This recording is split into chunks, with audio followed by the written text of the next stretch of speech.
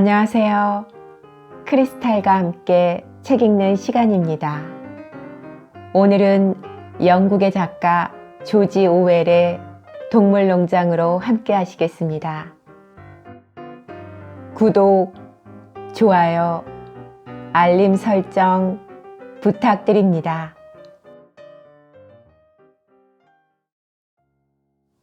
제 10장. 수년의 세월이 흘렀다.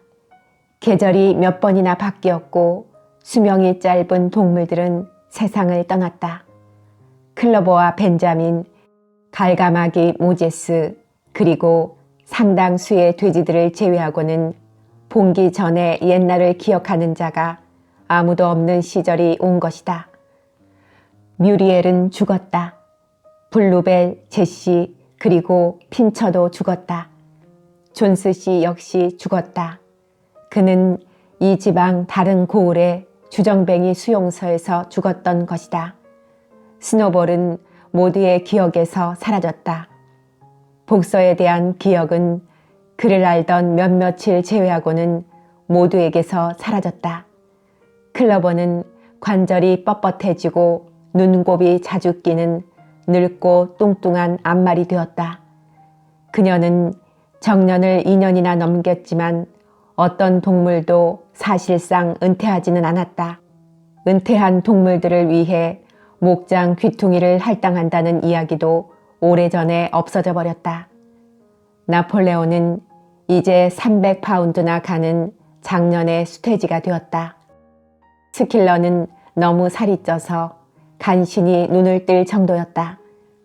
오직 벤자민 영감만이 콧등 쪽이 희끄무레해졌고 복서가 죽은 다음에는 전보다 더 침울하고 과묵해졌을 뿐 전과 거의 다름없었다. 농장의 동물들은 초기에 예상했던 만큼 그렇게 많이 증가하지는 않았지만 제법 숫자가 늘어났다. 이 농장에서 태어난 많은 동물들에게는 봉기란 입에서 입으로 전해지는 희미한 전설에 불과했으며 다른 데서 팔려온 동물들은 자기들이 이곳에 오기 전까지는 봉기 따위의 이야기를 들어본 적도 없다는 것이었다. 농장에는 클로버 말고도 3마리의 말이 있었다. 그들은 아주 늘씬한 짐승들로 자발적으로 일하는 선량한 동무지만 멍청했다. 그들 중 어느 누구도 알파벳을 B자 이상 배울 수 없다는 것이 증명되었다. 그들은 자기들이 거의 어머니처럼 존경하는 클로버로부터 봉기와 동물주의의 원칙에 대해서 이야기를 듣고 그 모든 것을 받아들였지만 그걸 얼마큼이나 이해했는지는 의심스러웠다. 농장은 더 번창하고 조직이 잘 되어 있었다. 필킹톤 씨로부터 밭을 2댁이나 구입하여 농지가 훨씬 넓어졌다. 풍차도 마침내 성공적으로 완성되었고 농장은 탈곡기와 건초 운반기를 소유하게 되었으며 여러 채의 새 건물이 증축되기도 했다. 윈퍼는 자신이 쓸 이륜마차를 사들였다. 그러나 풍차는 어떻든 발전에는 사용되지 않았다.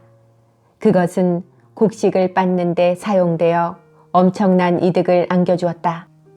동물들은 또 다른 풍차를 세우느라 열심히 일하고 있다. 그게 완공되면 발전기가 설치되리라는 이야기가 있다. 스노볼이 동물들에게 꿈처럼 설명해준 전등과 냉온수가 설치된 우리며 이로 인해 일주일에 3일만 노동하게 되리라는 사치스러움에 대해서는 더 이상 왈가왈부가 없었다. 나폴레온은 그따위 생각은 동물주의의 정신에 위배되는 것이라고 비난했다. 가장 진실한 행복은 열심히 일하며 검소하게 살아가는 것뿐이라고 말했다. 어떻든 농장은 점점 부유해지지만 동물들 자신은 더 이상 부유해지지 않는 것처럼 보였다. 물론 돼지와 개는 빼고 말이다. 이것은 아마 돼지와 개의 수가 너무 많은 탓도 있을 것이다. 이들 동물들도 자기들 나름으로 일을 안 하는 것은 아니었다. 스킬러가 지칠 줄 모르고 내세우듯 농장의 감독과 조직을 위해 끊임없이 일했다. 이런 일의 대부분은 다른 동물들이 너무 무지해서 이해할 수 없는 종류의 것이었다. 예를 들면 스킬러는 돼지들이 문서, 보고서, 의사로 각서라고 불리는 신비한 일에 종사하느라 매일매일 굉장한 노동을 해야 한다고 그들에게 말했다. 그런 것들은 글씨를 쓴 표지로 단단히 장정한 커다란 종이 쪽지인데 그렇게 포장이 다 끝나면 곧 아궁이에 태워버렸다. 이런 것들이 농장의 복지를 위해 가장 중요하다고 스킬러는 말했다. 그러나 개나 돼지들이 그들 자신의 노동으로 식량을 생산하는 일은 털큰 많지도 없었다. 그들 숫자는 상당히 많았고 그들의 식욕은 언제나 대단히 왕성했다. 다른 동물로 말하자면 그들이 알고 있는 한 그들의 삶이란 늘 매한가지였다. 그들은 전반적으로 굶주렸고 집 위에서 잠을 잤으며 우물에서 물을 마셨고 들에서 노동했다. 겨울이면 추위로 고생했고 여름이면 파리에 시달렸다. 때로는 그들 중 몇몇 늙은이들이 희미한 기억들을 쥐어짜서 존스 씨가 추방된 지 얼마 안 되던 봉기 초기의 사정이 지금보다 더 좋았던가 나빴던가를 판단해 보려고 애를 썼으나 기억해낼 수가 없었다. 현재의 생활과 비교할 수 있는 자료들이 없었던 것이다. 그들에게는 스킬러의 숫자 목록밖에 판단할 자료가 없었는데 그 자료는 모든 게 더욱더 훌륭히 개선되고 있다는 것을 천편일률적으로 나열한 것에 불과했다. 동물들은 이 문제를 해결할 수 없음을 깨달았다. 어떻거나 간에 그들은 이제 이런 일들을 생각할 틈이 거의 없었다. 오직 벤자민 영감만이 자기의 긴 생애를 세세히 기억하며 더 좋아질 수도 더 나빠질 수도 없고 그런 적이 있어 본 적이 없노라고 실토하는 것이었다. 그의 이야기인즉 굶주림, 고생, 좌절이 삶의 불변의 법칙이라는 것이다. 그래도 동물들은 희망을 버리지 않았다. 더욱이 그들은 한순간이라도 자기들이 동물 농장의 구성원이란 명예심과 특권의식을 잃지 않았다. 그들은 여전히 이 고을 전체에서 그리고 영국 전체를 통틀어 동물들에 의해 소유 운영되는 유일한 농장에 살고 있는 것이다. 그들 중 누구도 가장 어린 새끼도 10에서 20마일 떨어진 농장에서 끌어온 신참자들마저 이 점에 대해서 놀라지 않았다.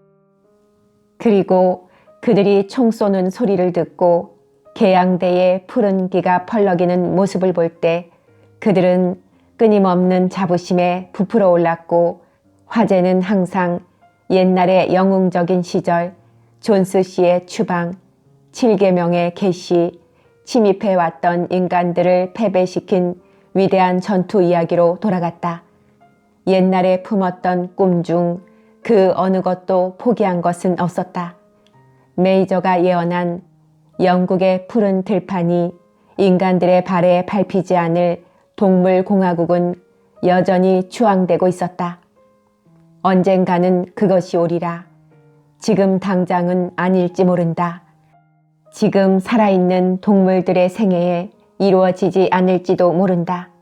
그러나 그날은 오고 있다. 영국의 동물들 가락마저 콧소리로 여기저기서 남몰래 불려지곤 했다. 어떻든 농장의 동물들은 소리내어 부를 수는 없었지만 모두가 그 노래를 알고 있는 것은 사실이었다. 그들의 삶이 고되고 그들의 희망이 하나도 이루어지지 못했을지 모르지만 그들은 자기네가 다른 동물들과 같지 않다는 것을 의식하고 있었다. 그들이 배고프다면 그것은 전체적인 인간들에 의해 사육되지 않기 때문이며 그들이 고생스럽게 일한다면 적어도 그들 자신을 위해 일하는 것이었다. 그들 중 누구도 두 다리로 걷지 않았다. 어떤 동물도 다른 동물을 주인님이라고 부르지 않았다. 모든 동물이 평등했다. 초여름의 어느 날 스킬러는 양들에게 자기를 따라오라고 명령을 내리고 농장 저쪽 끝 어린 자작나무들이 무성하게 자란 황무지로 데리고 갔다. 양들은 하루 종일 스킬러의 감독 아래 나뭇잎을 갉아먹으며 지냈다. 저녁이 되자 스킬러는 혼자서 농장 집으로 돌아갔다. 그는 양들에게 날씨가 따뜻하니 그곳에 그대로 머물러 있으라고 지시했다. 거기에서의 외박은 일주일 만에 끝났는데 그동안 다른 동물들은 그 양들을 전혀 만나지 못했다. 스킬러는 하루의 대부분을 그들과 함께 지냈다. 그는 그들에게 비밀을 요하는 새로운 노래를 가르치기 위해서라고 했다. 양들이 돌아온 직후의 일이었다. 동물들이 일을 끝내고 농장 건물로 돌아오고 있던 어느 상쾌한 저녁에 무시무시한 말 울음소리가 마당에서 들려왔다. 동물들은 깜짝 놀라 제자리에 우뚝 섰다. 그것은 클로버의 음성이었다. 그녀가 다시 소리를 지르자 동물들은 모두 뛰어서 마당으로 달려들어갔다. 그때 그들은 클로버가 보았던 광경을 보았다. 돼지 한 마리가 뒷발로 걷고 있었다. 그렇다. 그자는 스킬러였다. 그 커다란 몸집이 그런 자세를 지녀본 적이 거의 없는 것처럼 약간 뒤뚱뒤뚱했지만 완벽하게 균형을 잡으면서 그는 마당을 이리저리 거닐었다. 그리고 잠시 후 농장집 문으로부터 기다란 돼지 행렬이 쏟아져 나왔는데 모두가 하나같이 뒷다리로 걷고 있었다. 어떤 것은 다른 것보다 더 잘 걸었고 한둘은 조금 뒤뚱거려 지팡이를 짚고 다니는 것이 좋을 법하게 보였지만 모두가 마당을 제대로 걸어 다니는데 성공적이었다. 그리고 마침내 무시무시한 개 짖는 소리와 수탈게 날카로운 울음소리가 나더니 나폴레온 자신이 위엄있게 꼿꼿이 서서 좌우로 의젓한 시선을 던지며 주위에 맴도는 개들을 데리고 나타났다. 그는 앞다리에 채찍을 들고 있었다. 죽음과 같은 침묵이 찾아왔다. 놀라움과 공포심에 질려 한데 몰려있던 동물들은 마당을 돌며 천천히 행진하는 돼지들의 긴 행렬을 바라보았다. 마치 세상이 뒤집힌 것 같았다. 첫 충격이 가라앉자 그들은 개에 대한 공포심에도 불구하고 그리고 몇 해를 거치는 동안에 형성된 어떤 일이 벌어져도 불평하지 않고 비판하지 않는다는 습관에도 불구하고 몇 마디 항의의 말을 뱉을 참이었다. 그러나 바로 그 순간에 신호를 받은 것처럼 모든 양들이 커다란 소리로 외치기 시작했다. 네 다리도 좋지만 두 다리는 더 좋다. 네 다리도 좋지만 두 다리는 더 좋다. 네 다리도 좋지만 두 다리는 더 좋다. 그 고함이 끊임없이 5분 동안 계속되었다. 양들이 조용해졌을 때는 돼지들이 농장 집으로 들어간 뒤여서 항의를 내놓을 기회를 잃었다. 벤자민은 누군가가 자기 어깨에 코를 비비는 것을 느꼈다.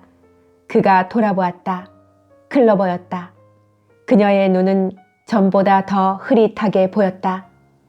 그녀는 아무 말 없이 그의 갈기를 끌어 7계명이 쓰여있는 큰 창고 끝으로 그를 데리고 갔다.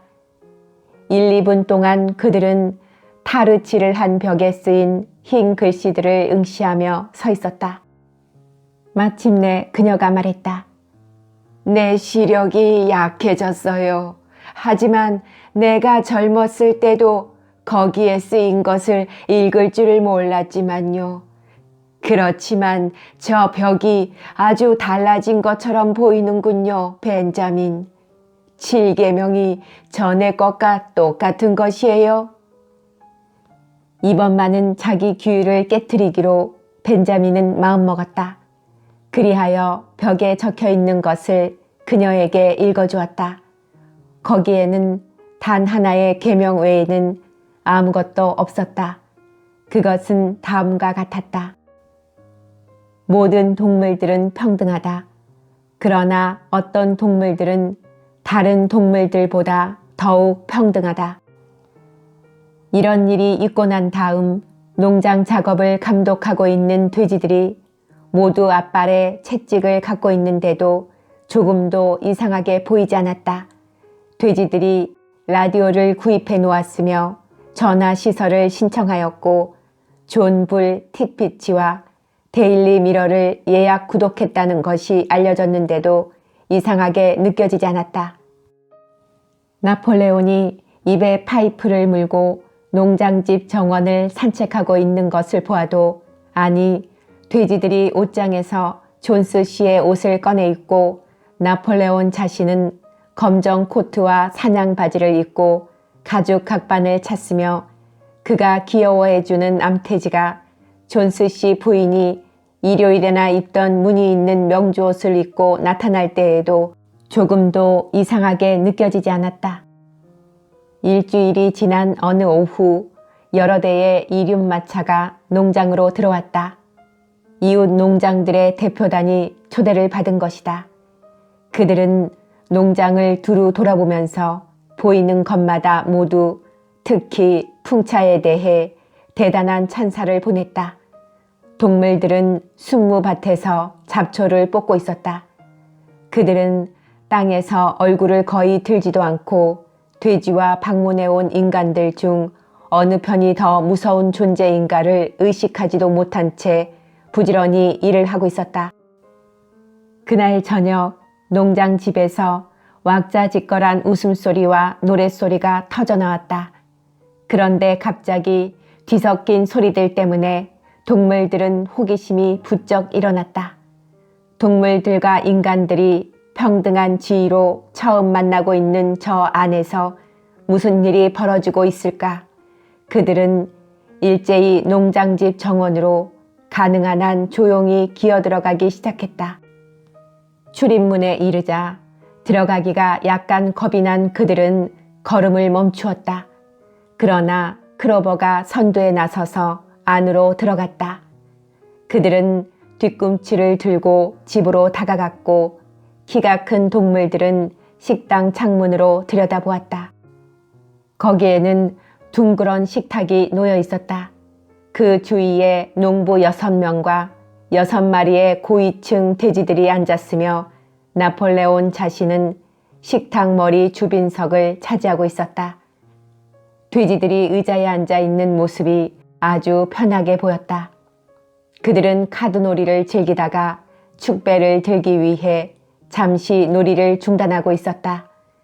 커다란 주전자가 돌았고 잔은 맥주로 채워지고 있었다. 창문으로 들여다보며 놀라고 있는 동물들의 얼굴에 아무도 주의를 기울이지 않았다. 폭스우드 농장의 필킹톤 씨가 손에 잔을 든 채 일어났다. 잠시 후 축배를 들자고 권하겠지만 그 전에 꼭 해야 할 몇 마디를 이야기하겠다고 그가 말했다. 오랫동안의 불신과 오해가 이제 종말을 고하게 되었다고 생각하니 나 자신이나 여기에 있는 다른 모든 이에게 대단히 만족스러운 일로 생각됩니다. 한때는 나 자신이나 여기 있는 어느 누구도 그 같은 감정을 갖지 않았지만 서로 이웃하고 있는 인간들이 존경하는 동물 농장 주인에 대한 적개심이라기보다 얼마쯤의 의구심을 가진 적이 있었습니다. 불행한 사태가 돌발했고 잘못된 생각들이 퍼졌습니다. 돼지들이 소유 경영하는 농장이 존재한다는 것은 어딘가 비정상적이고 이웃들에게 불안한 영향을 미칠 수 있다고 생각되어 왔습니다. 상당수의 농부들은 제대로 알아보지도 않고 이런 농장에서는 방종과 무질서의 정신 태도가 지배할 것이라고 속단했습니다. 그들은 자기들의 동물들뿐만 아니라 심지어 일꾼들에게까지 영향을 끼칠까봐 신경을 세웠으나 이런 모든 의심은 이제 사라졌습니다. 오늘 우리가 동물농장을 방문해서 직접 구석구석을 시찰한 결과 우리들이 발견한 것은 무엇이었겠습니까? 가장 최신의 영농 방법뿐만 아니라 모든 농장주에게 귀감이 될 훈련과 질서였습니다. 동물농장의 하급 동물들이 일은 더 많이 하고 식량은 이 지방 어떤 동물들보다 적게 받습니다. 사실 우리들이 오늘 관찰한 여러 특징들을 자신의 농장들에 곧 도입시킬 것입니다. 그는 동물농장과 그 이웃들 간에 있어 왔고 또 존속해야 할 우위를 다시 한번 강조하는 것으로 연설을 끝내겠다고 말했다. 돼지와 인간 사이에는 어떤 형태로든 이해의 충돌이 있지 않고 또 있을 필요도 없습니다. 그들이 지향하는 투쟁과 그들이 당면하는 과제는 같은 것입니다.